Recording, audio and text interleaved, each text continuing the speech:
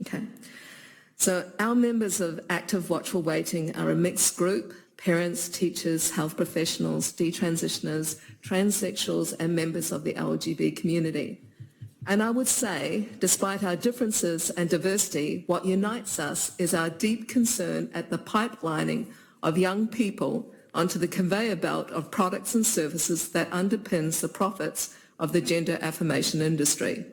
The major profiteers of this industry being the medical and pharmaceutical organisation. The major brand of this industry is gender identity, to be your authentic self via a product line of drugs and surgeries. Its core target market is the youth, LGBT, autistic, vulnerable youth with mental health comorbidities, and young girls susceptible to social influence and contagion. With regards to this bill on this table, it's playing its part in the gender affirmation process in two ways. One, being part of the social transition process, and two, through legitimising the conversion therapy process of LGBT children. So one, social transition starts with documentation. In schools, it involves the referencing of and recording of students' gender identity, new name and pronouns, clothing and bathroom use, etc. Changing the sex on the birth certificate is taking the child's social transitioning to another level altogether. This is not a neutral act. Most youth, if pushed to socially transition, will move on to the second stage, which is medical transitioning. This involves taking of chemical castration and endometriosis drugs used to interfere or block puberty, cross-sex hormones, and the last stage is extreme body modification, mastectomies, and physical castration. Instead of a future healthy life with a body undamaged, these children who medically transition are set on a course for lifetime pharmacological dependence and increased risk of cardiovascular disease, osteoporosis, thrombosis, sterility, and probable sexual dysfunction. This bill takes an active part in this gender affirmation process because it does not just note the gender identity, what the child feels about themselves at that time.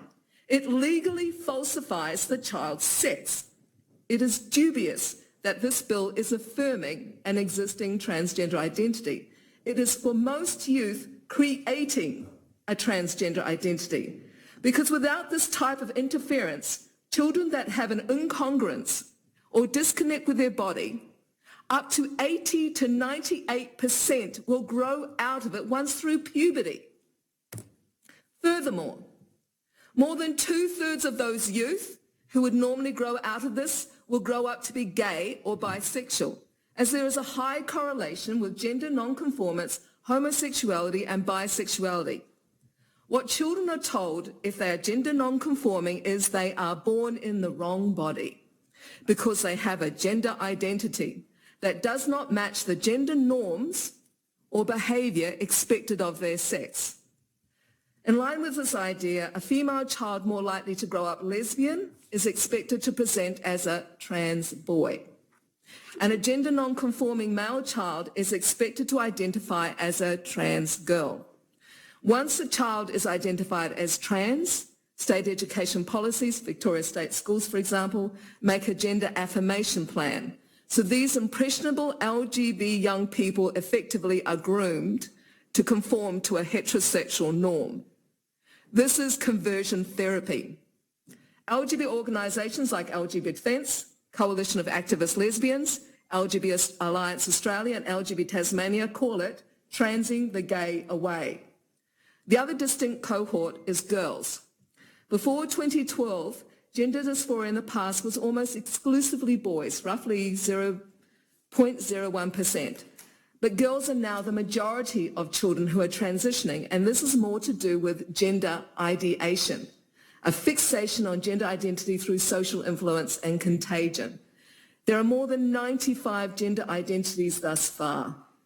In research, they're commonly referred to, these kids, as having ROGD, rapid onset gender dysphoria. My co-founder of Active Watchful Waiting also runs Australia Parents of ROGD Kids. She deals with 4 to 5 calls a week from distraught and desperate parents of these girls. She told me recently of a typical call.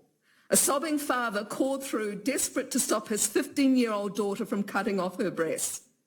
In the state he's in Australia, if he denies her, this is child abuse, and he could lose her to the family court system so she could be taken from her home, as have many others been taken.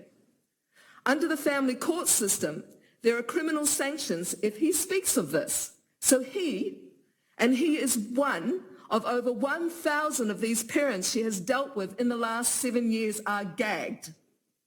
They suffer in silence, and the system keeps most Australians in the dark on this reality. This movement is not a grassroots movement. Self-ID laws are one of the several laws the Transgender Lobby's handbook, and I've got notes on this, instructs trans lobbies to put into place to enable children to be transitioned. Sex should in no way be removed, conflated, or be replaced with gender identity in law. We should affirm all people's birth sex as their legal sex while ensuring all people, protection from discrimination or interference based on their gender, non-conforming appearance or behaviour. That's all. Thank you. Laura, do you have a question? Thank you, Chair. Thank you very much for your oral submission just then and for your written submission. I'm going to put to you the similar question that I've put to other submitters today, and it's in relation to whether or not there are any other amendments that could be made to the bill that you see might be able to fulfil the purpose or the intent of the bill, whether or not that be more in line with the Tasmanian Law Reform Commission or whether that be more in line with Victoria or the way it is right now. I would actually say that you need to withdraw it and do your homework because you haven't taken in all sides of the events. My background is analysis. You cannot make any decent product or bill or anything unless you've heard all sides of the story, and you haven't. You haven't heard all sides. You haven't heard from women, you haven't heard from parents. I read GD. I set up a whole site, lostwomensrights.com, and it goes through 12 major areas this impacts, and we've only heard of a few, 3 or so areas. There's far more than that. The homework has not been done. And I'm quite happy to share any information on any topic on this area. Now, as to the TLRI, I remember researching that. They again were ill-informed. And there's several ill-informed things behind this bill. One, the Yoga Carta principles. Now, that has no agreement with any of the nations and any of the governments of the United Nations. It has no formal legal status whatsoever. So I'm not sure why it was referenced at all as something that is kind of like to give it legitimacy or validation. However, we are signatories to the UN Conventions of Children's Rights, and this violates some, I think listed about 9 of them. And we also are signatories of the UN Convention of All Discrimination Against Women, which only refers to biological female. So I'm at a loss as why we reference something that was put together primarily by activists, and yet we aren't honouring our agreements with the United Nations. If you could answer me that, I'd be interested. Thank you.